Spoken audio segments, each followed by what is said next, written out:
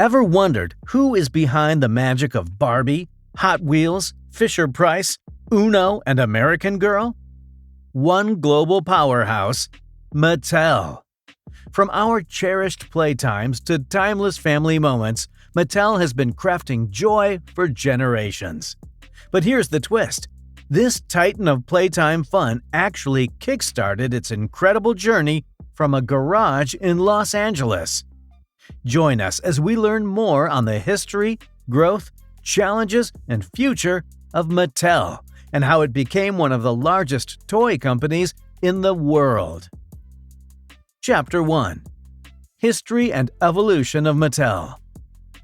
It all began in South California in a garage in 1945 as a collaboration between Ruth, her husband Elliot Handler, and Harold Matt Matson, resulting in the birth of Mattel, a fusion of their names.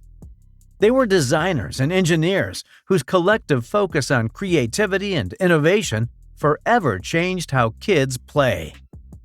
In the early years of Mattel, the company faced challenges securing funding.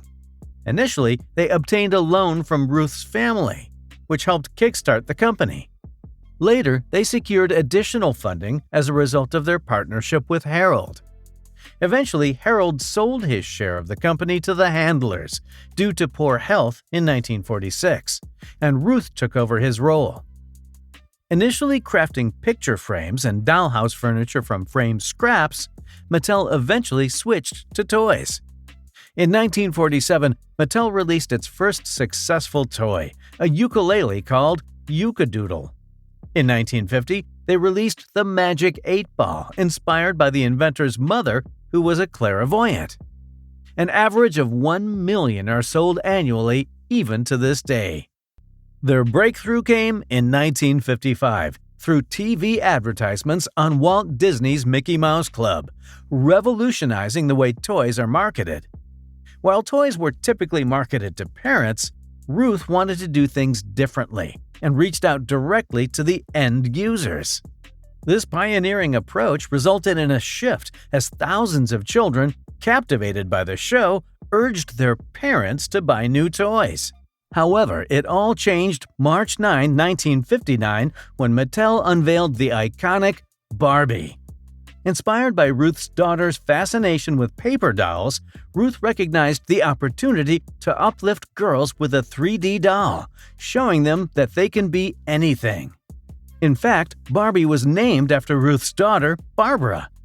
When Barbie made her debut at the New York International Toy Fair in 1959, major buyers, including prominent American store brands, were unimpressed and declined to make purchases. Rather than giving up, Ruth persisted. She managed to secure orders from smaller stores and gradually built momentum through effective marketing campaigns, leading to the global success we recognize today. In 2023, the Barbie brand was valued at approximately $700 million, almost twice the value recorded just 2 years earlier. Although Barbie's sales since the year 2000 have not risen as steeply as they did in the 90s, they still amount to more than $1 billion annually.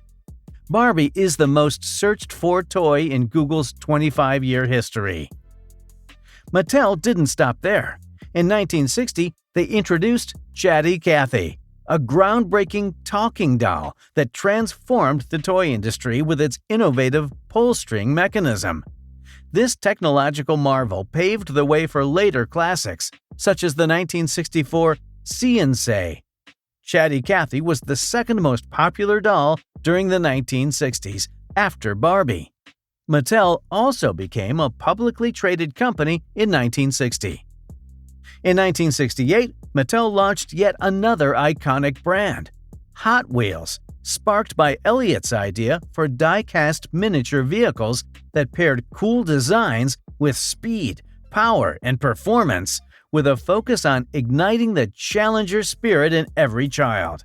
Hot Wheels is the second top-selling brand for the company today. Mattel's journey continued with the release of the first He-Man and the Masters of the Universe line of action figures. The Masters of the Universe franchise became a $2 billion cultural phenomenon throughout the 1980s, across toys and licensed products. A strategic collaboration with Walt Disney in 1988 blossomed into an array of character-based toys, featuring beloved Disney characters. This collaboration allowed Mattel to create toys based on iconic Disney properties, including dolls, action figures, and other merchandise tied to various Disney movies and franchises. Another pivotal turning point in Mattel's growth trajectory was the acquisition of Fisher-Price in 1993. This strategic move expanded Mattel's reach into the infant and preschool toy market, providing access to renowned brands like Little People and creating a diversified portfolio that catered to a wider range of age groups. The acquisition significantly bolstered Mattel's position in the toy industry and contributed to its sustained growth. The 90s also brought a series of other acquisitions, including Matchbox Cars and Viewmaster after Mattel's merger with Tyco Toys in 1997, and American Girl in 1998, thereby gaining ownership of the iconic doll brand. Mattel also achieved a remarkable milestone in 1997, reporting revenues of $5.6 billion, a significant increase from the $4.54 billion recorded in 1996, marking one of its most successful years in sales history. While Ruth and Elliot Handler were involved with the company for several decades and were an integral part of the company's success, Ruth resigned from her position as president of Mattel in 1973 due to health issues and a legal battle. Elliot Handler continued to be involved with Mattel but eventually retired from the company in the early 1980s. Their departure marked the end of their direct involvement in the day-to-day operations of Mattel. Chapter 2. Hasbro vs. Mattel. Things were not as rosy for Mattel. The global toy industry is highly competitive, and as such, Mattel faces stiff competition from its competitors, Hasbro, Lego, Spin Master, and MGA. Hasbro, its biggest competitor, and Mattel have engaged in a rivalry that spans beyond a decade. These titans have taken turns holding the title of the world's largest toy maker, making it likely that almost everyone has encountered or played with one of their creations. If you wander down the toy store, the majority of what catches your eye is a product of this enduring competition between Mattel and Hasbro. Hasbro Inc., a syllabic abbreviation of its original name, Hassenfield Brothers, produced modeling clay, followed by doctor and nurse kits as their first toys.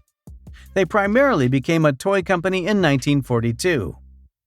Hasbro boasts several top-selling brands that have consistently performed well in the toy market, including Transformers, Nerf, My Little Pony, Monopoly, G.I. Joe, Marvel and Star Wars lines, Peppa Pig, Play-Doh, and Dungeons & Dragons.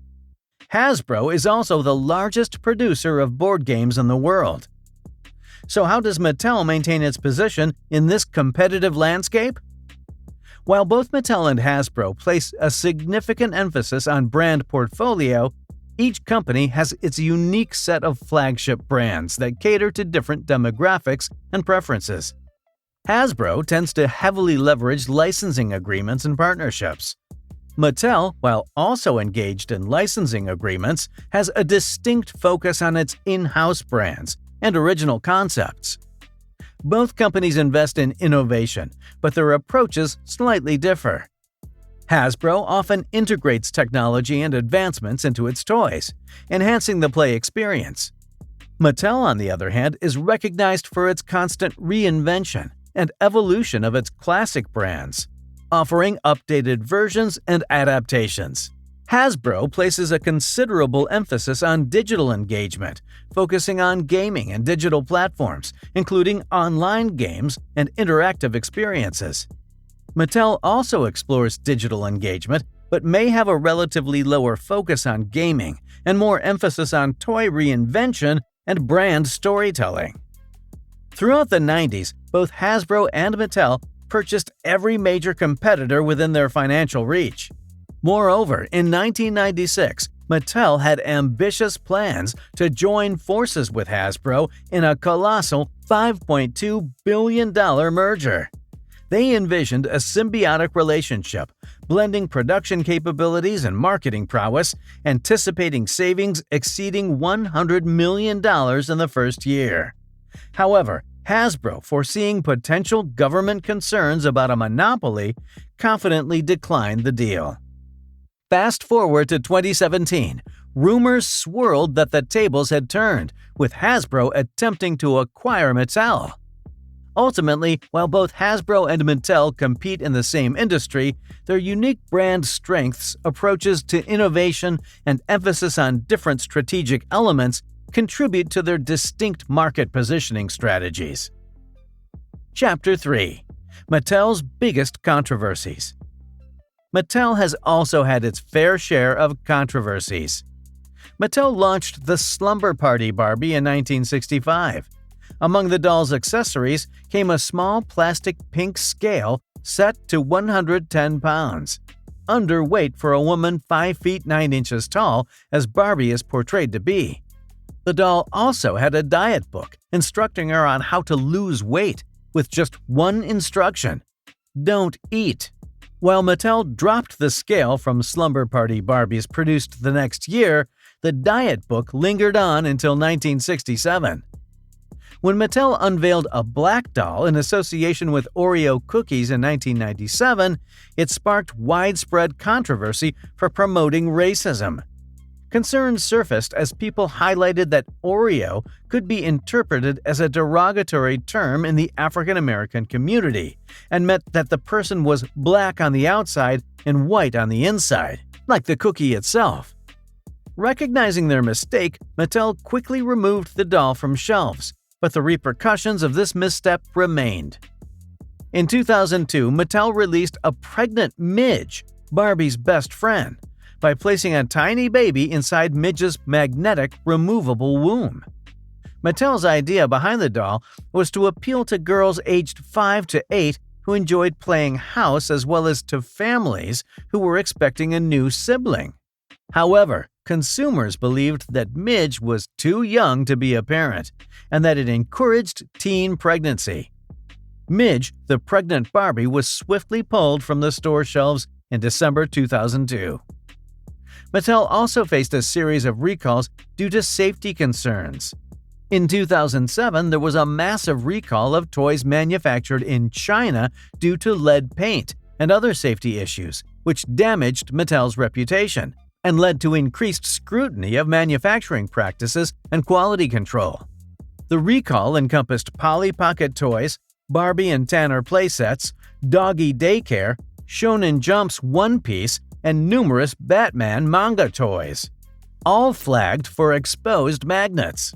In 2009, Mattel paid a $2.9 million fine to the Consumer Product Safety Commission for non-compliant toys.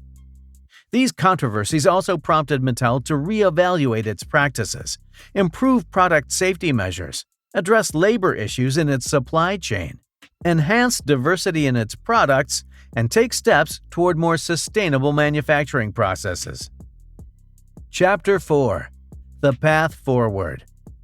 As of 2023, Mattel is the fourth largest toy maker in the world in terms of revenue, after Lego, Bandai Namco, and Hasbro. Mattel's revenue for the 12 months ending September 30, 2023 was $5.2 billion, a 10.39% decline year-over-year.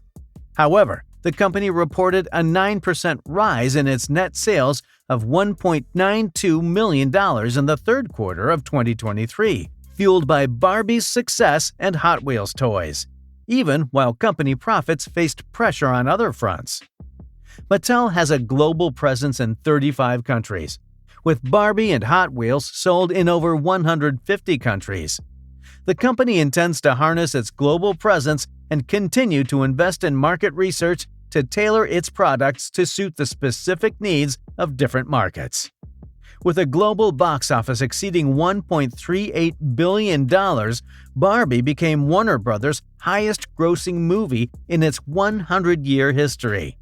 As per CEO Ynon Kreiss, Mattel wants to grow its IP-driven toy business outside of the toy aisle, suggesting the company wants to continue making money from films and other entertainment products. As Mattel journeys into the future, their commitment to innovation, sustainability, and inclusivity paves the way for a new era of play.